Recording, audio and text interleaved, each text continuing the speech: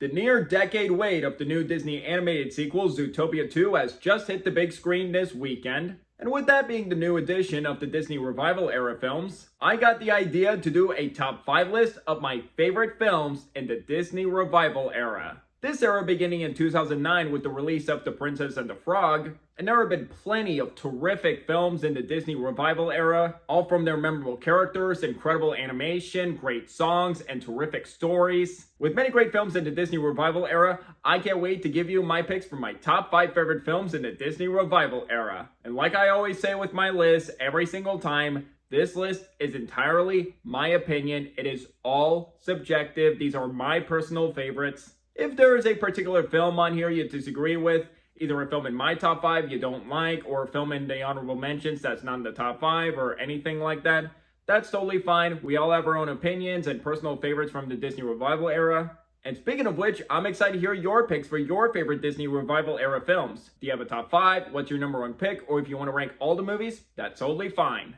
And stay tuned for after I give you my pick for the number 1 best film for my pick for the worst film of the Disney Revival era film. That should be fun.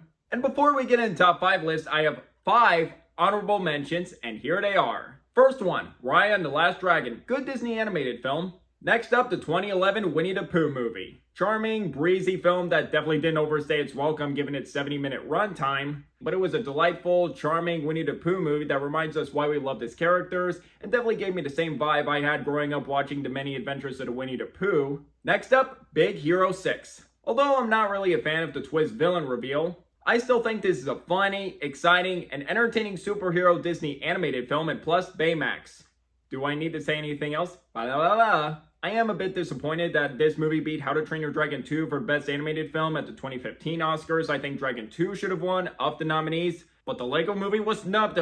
Moving on. But still, really like Big Hero 6. Next up, this and Winnie the Pooh were the last ones to use Disney 2D animation. The Princess and the Frog, the one that started it all, that reminded me of the Disney Renaissance films. With the classic 2D animation, I really like Tiana as a protagonist. The villain is awesome, I like the characters. This was one of the last delightful 2D animated films from Disney. And final honorable mention that just missed a cut, it was just so close, the number 6 film on the list, Frozen.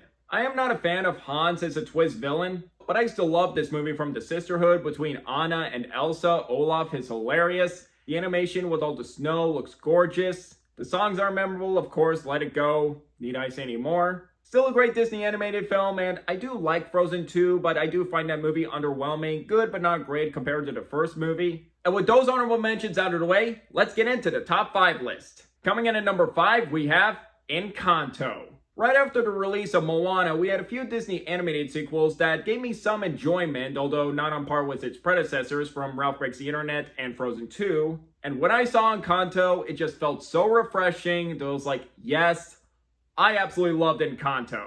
Encanto is a funny, delightful, entertaining, and heartwarming animated film. The animation is absolutely gorgeous, from how the house moves and the look of the village. From the incredible attention to detail, it's all very grand and almost photorealistic.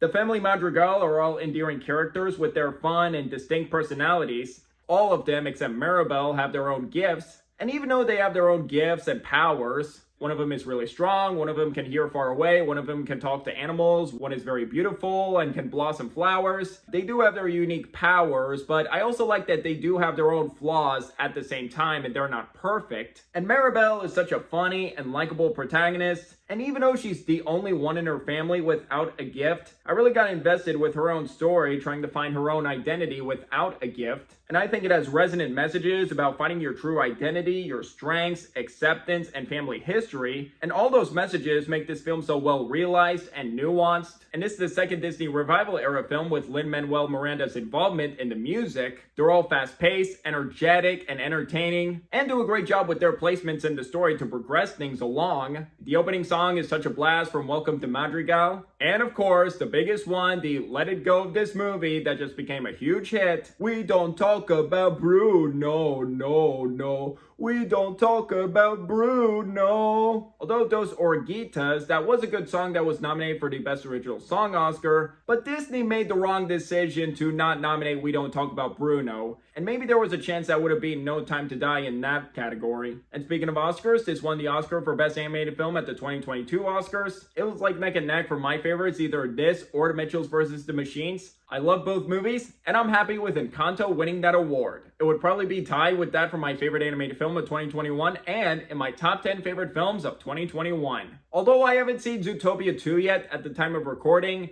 this was like the last Disney animated film I really loved. And Encanto is not only an excellent Disney animated film, it's an excellent film in general. So if you haven't seen this movie yet or haven't seen it in a while and want to give it a rewatch, do consider giving it a rewatch. It holds up greatly. Coming in at number 4 is Tangled. For Tangled being the first CGI Disney animated film in the revival era, plus the 50th feature film from Disney, what a fantastic one. And this was like a terrific Disney adventure film on the Rapunzel fairy tale. And I'm just so happy this movie holds up 15 years later. Oh my god, I feel old. And what I loved about Tangled is the story is very well done here. A great story that establishes how magical Rapunzel's hair is from a piece of the sun on a flower, and setting up a strong motive for Gothel, who is a great villain you definitely hate. And for this film being over a decade old, the animation holds up phenomenally, and it's just so beautiful to look at. From the locations, the look at a castle, the forest, Rapunzel's hair, it's just fantastic attention to detail. And plus the cinematography during the I See the Light sequence, oh my god, that cinematography looked incredible. Rapunzel and Flynn Rider are such a great duo in this movie. I love the variety of emotions they go through and their romance developing. It all feels very well earned and doesn't feel cheesy at all. From Rapunzel exploring the outside world for the first time, her happiness, her fears, her sad moments, they're funny, charismatic, and likable together, but also do a great job with the emotional moments and the slower paced moments that take its time greatly. And for another character to shout out, Maximus. I freaking love this horse. He is hilarious. Both from his facial expressions, slapstick, movements, comedic timing. This horse just puts a smile on my face every time I watch this movie. And for this being a musical, the songs are amazing. Mother Knows Best is a good villain song. When My Life Began, even though it's another I Want song, but I think this song works excellently in the story and it's very well done. I Got a Dream is a catchy and entertaining one. And of course, the ultimate highlight, I See the Light. Fan-freaking-tastic! Just from the cinematography, the emotions, the vocals from both Mandy Moore and Zachary Levi. Just a fantastic sequence and honestly, my favorite scene in the entire movie. What more can I say about Tangled? It's fantastic. It's very funny, exciting adventure, emotional, and it's definitely one of my favorite animated films of 2010. And it would be my third favorite behind How to Train Your Dragon at number 2 and Toy Story 3 at number 1. And I'm honestly upset this didn't get nominated for Best Animated Film, even with 3 nominees that year. Both those two I mentioned and a foreign film, The Illusionist. But come on, couldn't expanded it to 5 to include this movie? Like, come on. But regardless, I absolutely love Tangled, and if you haven't seen it in a while, give it a rewatch because I love this movie. Coming in at number 3 is Wreck-It Ralph.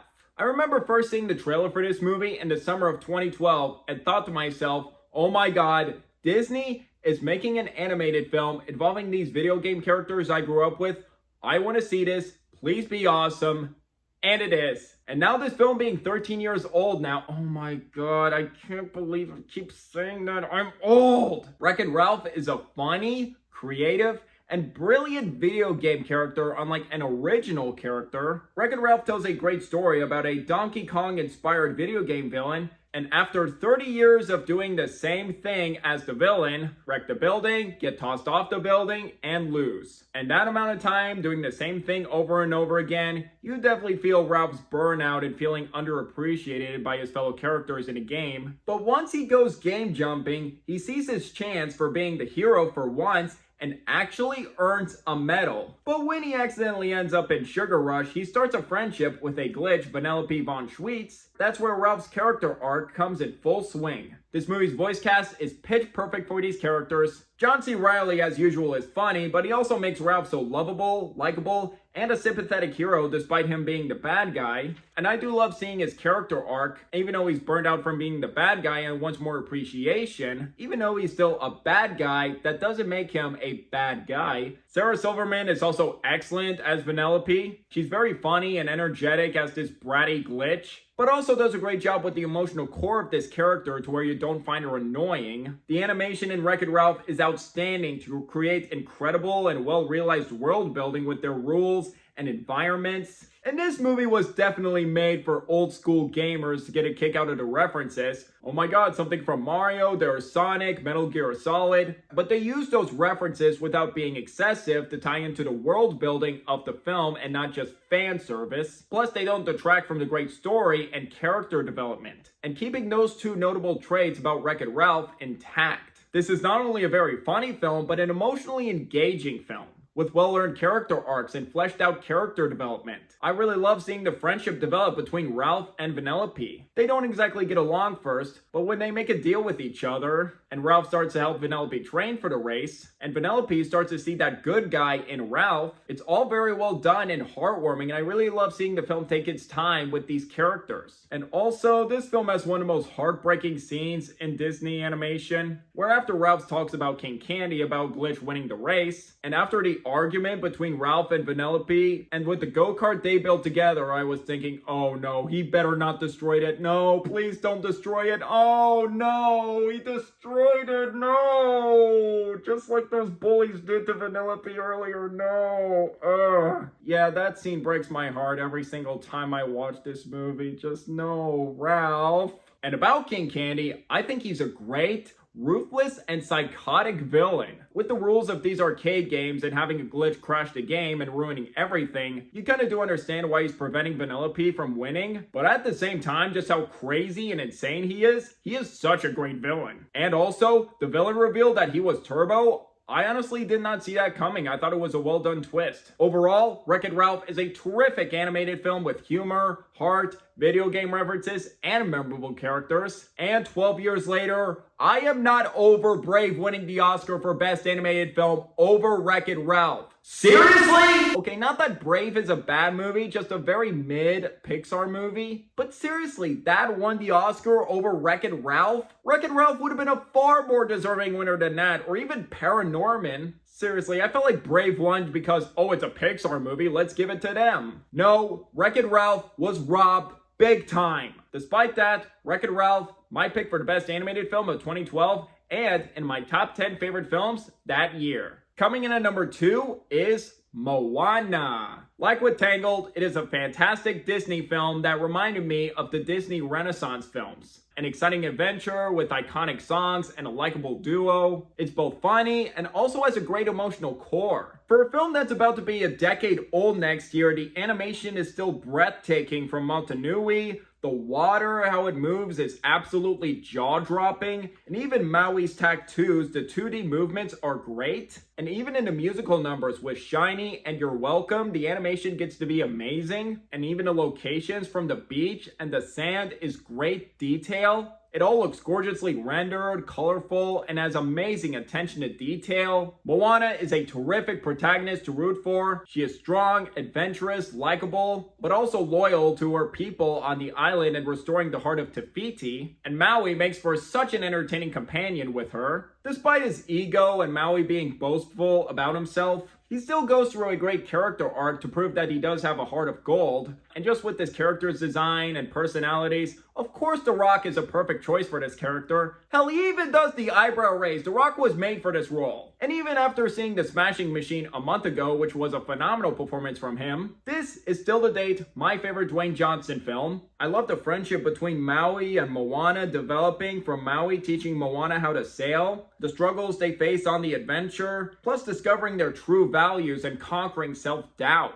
And before Encanto, Lin-Manuel Miranda did have involvement with the music for this film, and the music for this film is just unforgettable and catchy, and it's one of my favorite Disney soundtracks ever. Where You Are is such a great song, We Know the Way. How Far I'll Go, such a great song that still gives me goosebumps. Shiny is such a fun song, In Search of Fearless Productions reference right here. And the first time I heard Dwayne Johnson sing You're Welcome has always been stuck in my head just almost 10 years later.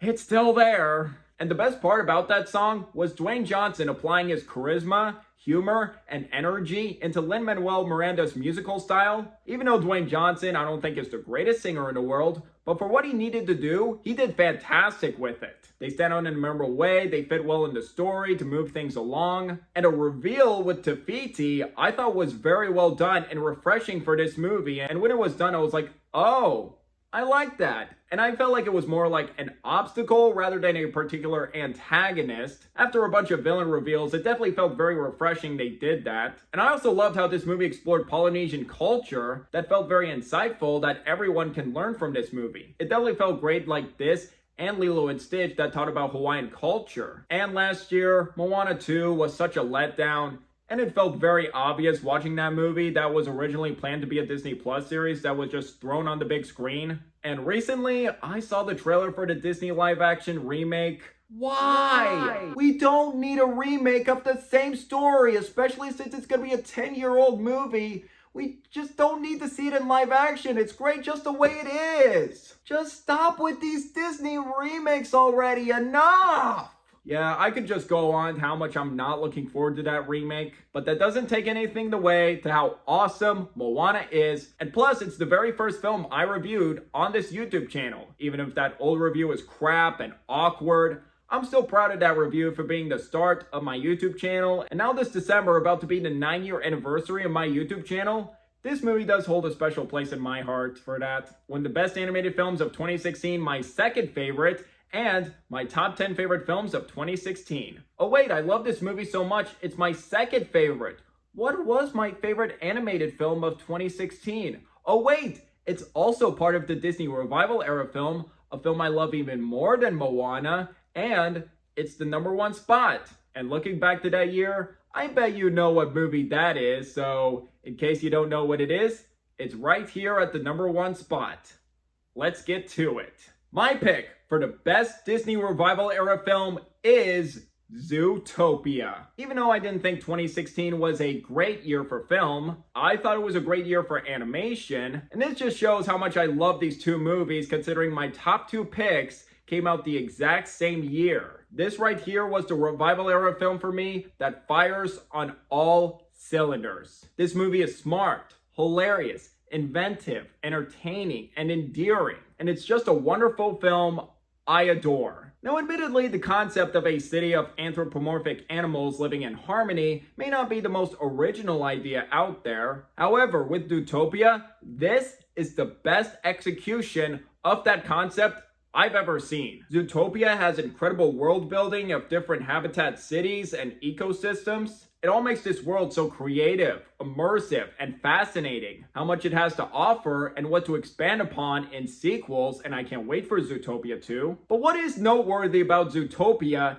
is the fantastic, dynamic duo between Judy Hopps and Nick Wilde. I love these two characters both individually, but most of all, together. They're a terrific duo. Judy is smart, determined, optimistic protagonist, relying on her biggest strengths to make Zootopia a better place as the first rabbit police officer. And yes, everyone looking down at her was like, a bunny police officer? But she finds her way to prove people wrong, and I love that about her. And Nick Wilde is a sly, witty, and cunning con artist fox with a sarcastic sense of humor. And major props to the voice work of Jennifer Goodwin and Jason Bateman. They both have amusing back and forth banter. While that's funny, their character growth feels well earned through their struggles and obstacles and relying on each other to complete Judy's assignment and to save Zootopia. And of course, this movie is hilarious, witty, and clever. It has such sharp writing and hilarious jokes, whether like visual gags I didn't notice or a line. And the funniest scene to me, hands down, the DMV sloth scene. That entire scene is comedy gold. It's both a hilarious joke for kids and adults. Kids can watch that scene and laugh at it because like sloths, they're slow. But adults know how much of a pain in the ass it is to go to the DMV. It definitely is. For that being like a hilarious, intentionally slow scene, that's brilliant. Ha! Ha!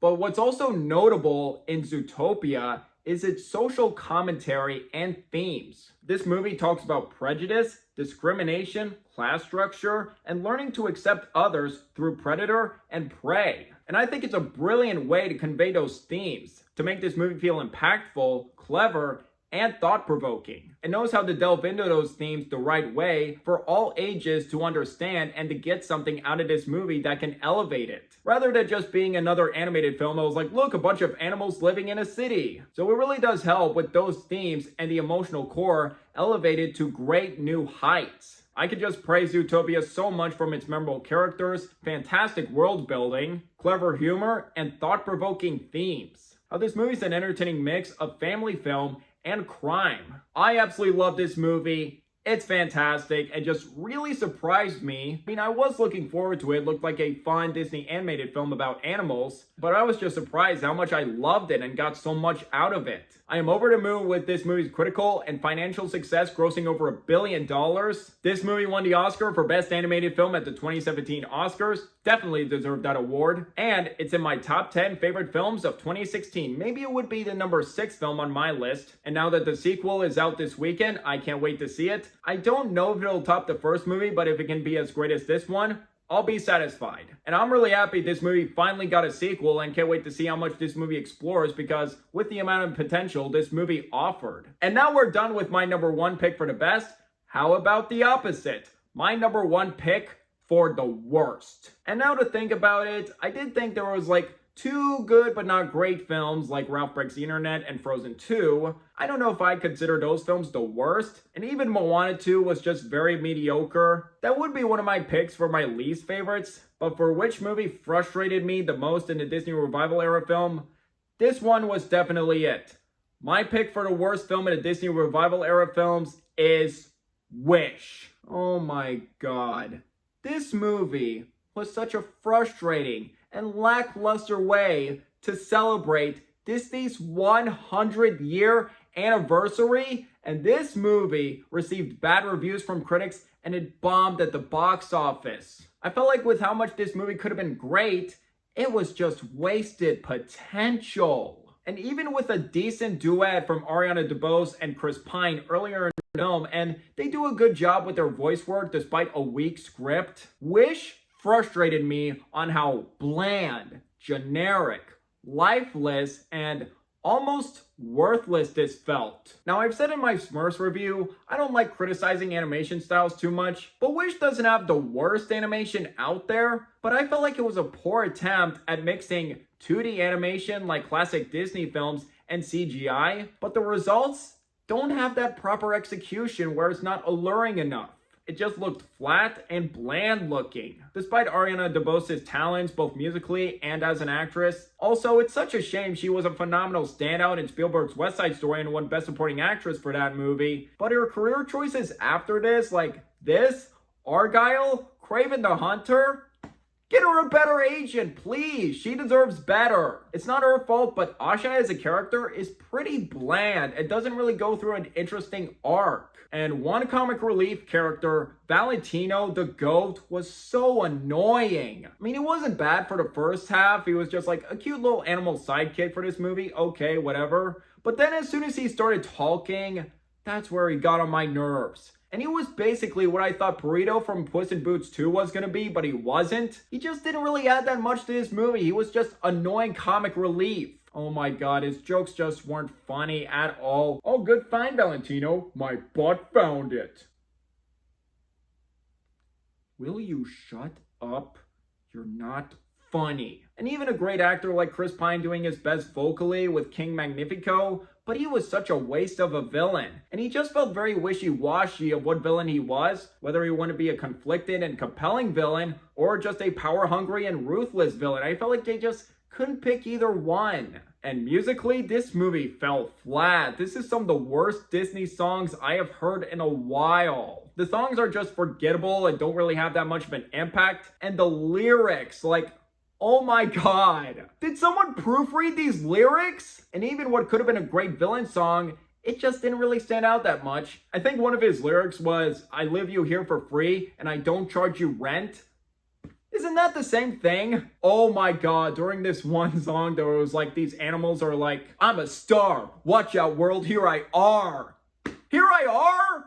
Again, did someone proofread these lyrics? These sound terrible. Oh my god, for this film being a 100-year anniversary, they just shoved down Disney references. I was like, oh, Peter Pan, oh, Mary Poppins, oh, the outfit of the fairy godmother. I was like, okay, I get it. I felt like this movie just keeps shoving in those Disney references in your face that they kind of distract from the story. I was just like, focus on telling a good story, please. Honestly, this was one of the worst Disney animated films since Chicken Little. What could have been a fun, celebratory film for Disney's 100-year anniversary ended up being really bad, and if I were to grade it, 1.5 star out of 5, D+.